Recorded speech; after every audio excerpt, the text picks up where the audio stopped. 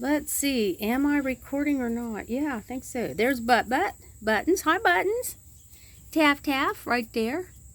Hey, Taffy, what's the matter with your tail? Huh? Something itching your tail? Yeah. I was just showing Butt and Taff first. Taffy and Buttons. There we go. Okay. Now, are you coming out, Mike? Come on out. I won't put you on the camera, okay? I promise. Here comes Mike. There's his feet coming out, and that's all I'll show. Because we're all camera shy, including the dogs. And I just wanted to show, well, I'll start out with pine trees that my grandson and we picked up the cones last fall. And then we put the cones in a paper bag for a while, and then the seeds fell out, and we grew some of them. So everything's a mess here. Just overlook that, please. There's a clump of them. We had a clump there, and I separated some out. So got little tiny pine trees, white pine, and gotta find someplace to put those somehow. But we have an itty bitty yard and an itty bitty house. So I've had to adjust my gardening. So right here on the porch is where we grow the beans. Front looks better, Mike says. These are rattlesnake beans. There's some over that way too. Those things will give you more beans than you know what to do with, no matter what. I thought that it got so hot here, I thought that it destroyed the beans, but then they just came right back. Now we got beans galore again. There was a short time there they kind of slowed down, but from my experience, they just never stop growing. And you get the seeds off the pods that get, turned to seed, and you can either eat those as like a pinto bean. Of course, you'd have to have a lot more than this for that. Or we just save them and grow them the next year from those. So I bought seeds once, maybe 15 years ago. But living in a little tiny place like this, see, we're right on the road. Living in a little tiny yard like this, I've had to learn how to do some urban edible landscape gardening. I've had a lot to learn. Come on through, Mike. But now I kind of like it. It's kind of cool because when we sit on the porch, we're all hidden in the jungle of beans. Then we got okra going along the fence out this way, and so we got our okra right there. Normally I grow the sunflowers on out, for the birds and just to have sunflowers. Then I got some little places of tomatoes and lettuce and stuff, other greens, and I'll put some other stuff out there. And then in the back we've got on the side we got horseradish and squash, and the squirrels even grew a little garden back there. And in the backyard, which is pretty small and it's a hill, we have berries, and we've had other things in the past, but this year we didn't do it. Anyway, what I wanted to show in this video is these kinds of plants right here. These are kind of hot weather plants. You can grow greens from them if it's 95 or 100 degrees. And in the winter time, you have to winter them over in the house. But I think I'm hoping that's easy to do. I have the experience with them. This is the first one I tried like that. These are, kind of tropical country greens, Asian greens. This one here is called water spinach, or ong choy, or it's got a whole bunch of cane kong or something. It's got a whole bunch of names to it here. And what you do with all these kinds of plants, this is the first one I tried a couple years ago, is you I can't see what I'm doing.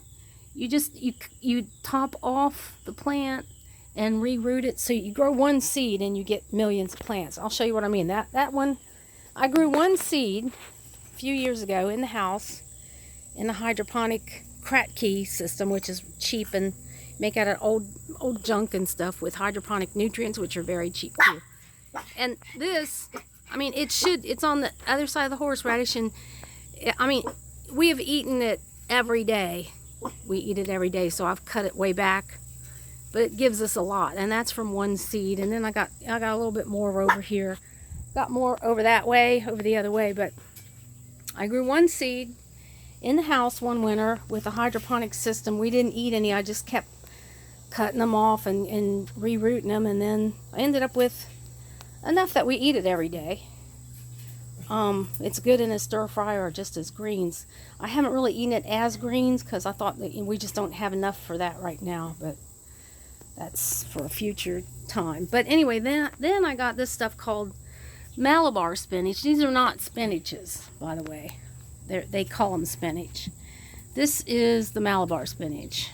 This one here is too. That one's the first one I grew. This one's for my grandson. He wanted it in a regular potting mix.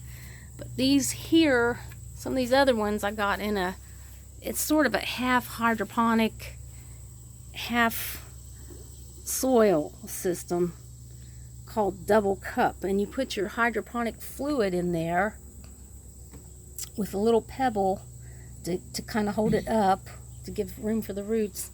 And then that's how you feed it and water it.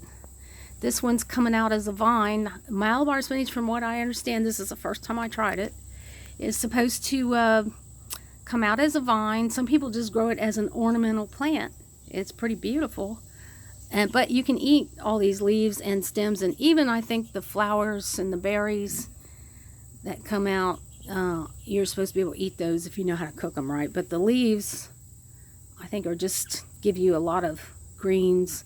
It's not spinach. I don't know what it tastes like because I haven't had enough to try it. I want to try to cut this thing off, at some point or other, and root that and see if it works like water spinach. From what I've read, it's supposed to, but I never know what I read if it's right or not, So I have a bunch of them here, a bunch of those Malabar spinach.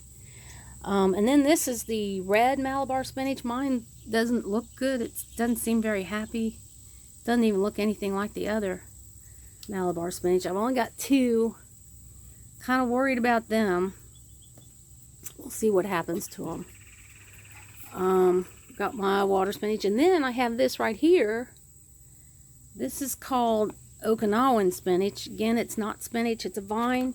Some people grow it ornamentally only, and some people grow it as a house plant only, and then some people grow it as all of the above plus eating it. And it's supposed to be really good for you. It has purple leaves on the underside. And then it's the same thing.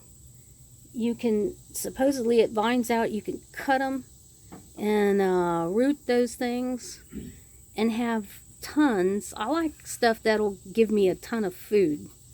I don't really want to baby something so I get one piece of squash or something. I like something that's going to feed us without effort, plus something that's going to work in our itty-bitty yard where climbing things work better than something that's going to require a lot of acreage. So I'm hoping to winter this thing over and figure out dividing it up and having a whole bunch to eat, and it is beautiful. I'll grow it for the beauty of it too. And it, should climb up the fences and stuff, hopefully, if what I've read is true. Now, I've heard that this is so easy to divide up that you could stick a leaf in dirt. I'm not ready to cut the vine. It does fork out there, so I could, but I'm not ready to do that. I just got this not long ago. I did put a leaf in dirt. I feel very skeptical that that's going to root.